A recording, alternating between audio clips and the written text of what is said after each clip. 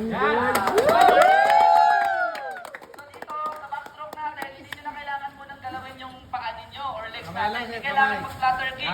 So sa ganitong paraan po, makapreserve Wow, kayo ah. ng energy or lakas. Ay, Gina G! Kailangan gagamitin yung legs ninyo kapag nandyan na yung rescuers natin. Go! Nakatulog. Okay, sir. Ang next activity natin, nakita nyo na yung swimming while wearing life jacket. Ang next natin is uprighting ng inverted life raft. Okay po? So, mga sir, puntahan nyo muna tong life raft natin na nakataob. Hanapin muna yung cylinder. Okay, make sure na hanapin muna yung ating CO2 cylinder. Battle po, yung maliit na battle na nakalaylay sa may likod.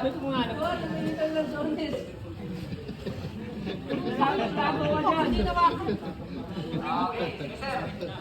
Pakidala dito sir sa may gitna sir. Mababa na lang sir, para mauntog kayo dyan. Sir, pakidala dito sir sa kahit sa may logo na lang sir. Lahin nyo lang po dito. Dami nyo dito sa lakas natin. Dito kayo sa malilim. Ito sa kalilong. Okay sir, pwede na yan. Okay sir, sige po, hanapin na muna natin yung cylinder. Nakita mo na sir? Okay. So once na nalocate na natin yung cylinder, next na gagawin po ninyo is hanapin natin yung direksyon naman ng hangin. Since walang hangin, may hangin ba? Pero dito pa. Saan? Ayan, Dito okay. pa Sasapat niyo po kung saan ang Dito pa direksyon yung ng hangin, hangin. no? So, sa ganung paraan po, matutulungan po tayo ng hangin o ng current po para madali natin mai-upright ang life raft ninyo. So, once na maharap nyo na po sa direksyon ng hangin, tatapakan ninyo yung ating cylinder. Yan ang magiging foothold ninyo habang hinahawakan naman natin yung riding strap niya.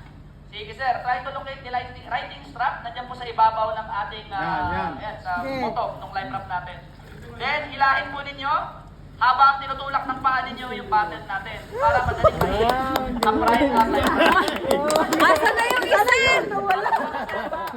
Once na ma-upright na yung life raft naman natin, hawakan kagad yung grab line, yung tali na puti sa may gilid. Then, try to locate the boarding ramp naman. Ang boarding ramp, yan yung kulay orange. Pwedeng ramp, pwedeng ladder. Okay mga sir, so once na located na ninyo yung boarding ramp, tapakan ninyo yan.